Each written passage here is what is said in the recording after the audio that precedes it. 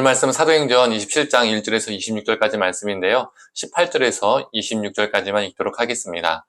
우리가 풍랑으로 심히 애쓰다가 이튿날 사공들이 짐을 바다에 풀어버리고 사흘째 되는 날에 배의 기구를 그들의 손으로 내버리니라. 여러 날 동안 해도 별도 보이지 아니하고 큰 풍랑이 그대로 있음에 구원의 여망마저 없어졌더라.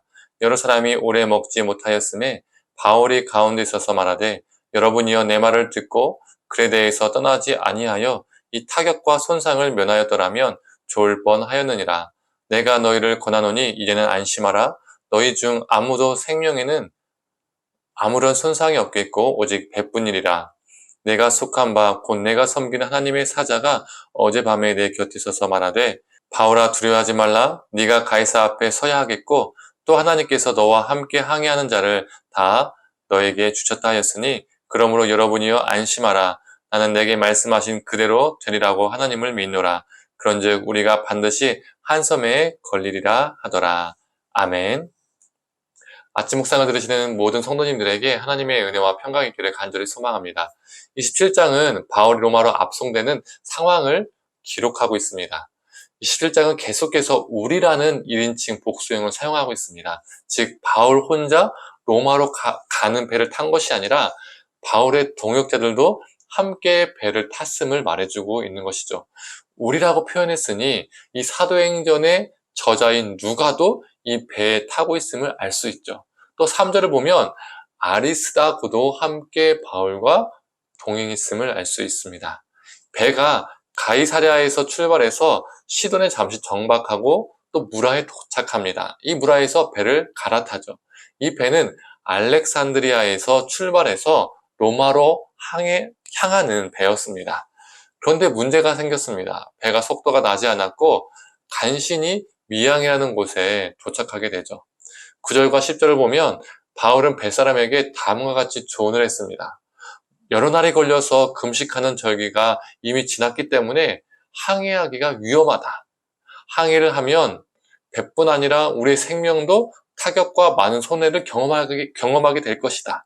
그러니 미양에서 겨울을 나고 봄에 항해를 재개하면 어떻겠냐라고 제안을 하죠. 여기에서 금식하는 절기라는 것은 대속죄일을 의미합니다. 대속죄일은 유대 달력으로 7월 10일입니다. 태양력으로는 지금의 우리 달력으로는 9월 말에서 10월 초를 얘기하는 거죠. 이 고대 항해 자료에 의하면 9월부터 11월까지는요. 항해하기가 정말로 어려운 시기라고 기록되어 있습니다. 그래서 바울은 이 대속죄일이 끝난 9월 말과 10월 초에 있기 때문에 정말 항해하기 어려운 시기이기 때문에 이 항해를 미루자고 제안했던 것이죠. 그런데 이 바울의 발언을 사람들이 어떻게 이해했을까요? 바울은요, 죄수의 신분이니까 어떻게든 로마에 가서 재판을 받는 것을 미루고 싶어서 자신의 생명을 조금이라도 더 유지하고 싶어서 이런 의견을 낸 것으로 이해했을 겁니다. 그러나 바울은 오히려 로마에 빨리 가고 싶어 했었죠. 예전부터. 로마에 빨리 가고 싶어 했던 바울의 마음을 몰랐던 사람들은 뱃사람이 아닌 바울, 즉 배와 바다에 대해서는 비전문가인 바울의 충고를 무시했습니다.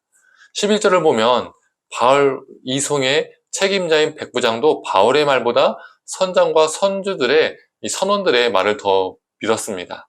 이렇게 바울의 제안은 무시된 채 배는 출발하게 되었죠. 처음에는 순풍이 불었습니다. 그래서 선원들은 자신들의 판단이 옳았다라고 생각했습니다. 그러나 시간이 지나자 유라굴로라는 광풍이 몰아치기 시작했습니다. 심각한 상태임을 인지한 선원들은 배의 짐을 바다에 버리기 시작했고 나중에는 배의 장비마저 버리기 시작했습니다.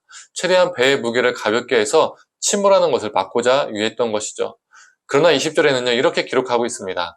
여러 날 동안 해도 별도 보이지 아니하고 큰 풍랑이 그대로 있음에 구원의 여망마저 없어졌더라. 배의 온갖 짐, 심지어 배의 장비마저 다 버렸는데 온갖 방법을 다 동원했는데 해봤자 아무 소용이 없다는 거예요. 더 이상 나아지지 않으니까 살아남을 희망마저도 사람들이 잃어버리기 시작했다는 겁니다.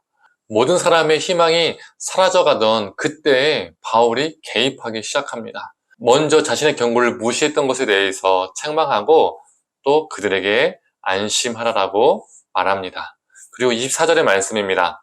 바울아 두려워하지 말라. 네가 가이사 앞에 서야 하겠고 또 하나님께서 너와 함께 항해하는 자를 다 너에게 주셨다 하였으니. 바울은 로마에서도 증거하게 하시겠다고 말씀하셨던 하나님의 약속을 믿었습니다. 자신이 하신 그 약속을 하나님께서 신실하게 이루실 것이기 때문에 자신은 죽지도 않고 또한 자신에게 허락된 이들도 죽지 않을 것이라 그는 믿었습니다. 바울이 배가 파손될 것 같은 그 위기 속에서 그가 믿었던 것은, 그가 의지했던 것은 자신의 경험과 노하우가 아니었습니다. 바로 하나님의 약속, 하나님의 말씀이었습니다. 오늘 본문을 보면 선원들의 전문 지식, 그들의 장비, 그들의 짐도 그들을 지켜줄 수가 없었습니다. 무용지물이었죠. 성도님들, 우리가 인생을 살다 보면 이 본문의 말씀처럼 여러 위기와 어려움을 겪을 수가 있습니다. 그때마다 우리가 가장 의지해야 할 것은 물질도 인맥도 우리 지식도 경험도 아닙니다. 바로 하나님입니다. 하나님의 약속, 하나님의 말씀입니다. 우리가 위기 속에 있을 때마다 주님의 음성을 듣기를 원합니다. 두려워하지 말라. 내가 너를 건져내겠다. 우리에게 용기 주시고 이길 힘을 주시며 결국 건져내시는 하나님을 믿고 의지하며 나아가는 저와 성도님 되기를 간절히 소망합니다. 함께 기도하겠습니다. 하나님, 배가 파손 직전인 그 상황 속에서 모든 사람들이 짐을 버리고 장비를 버리는 그 모든 상황 속에서 바울은 그 하나님의 약속을 믿고 자신 또한 살고 또 자신에게 허락한 모든 이들이 살 것이라고 그는 믿었습니다. 고백했습니다. 하나님, 우리도 바울과 같은 삶과 믿음을 살 수 있도록 주님 붙들어 주시옵소서. 우리의 수많은 위기와 또 정말 난처함과 고통과 어려움과 고난 속에서 다른 것을 붙잡는 것이 아니라 하나님의 말씀을, 하나님의 약속을 붙잡게 하시고 우리가 그 앞에서 그 위에서 하나님 굳건히 설 수 있도록 우리를 붙들어 주시옵소서. 모든 걸 감사드리며 사랑에 많으신 예수님의 이름으로 기도드립니다. 아멘.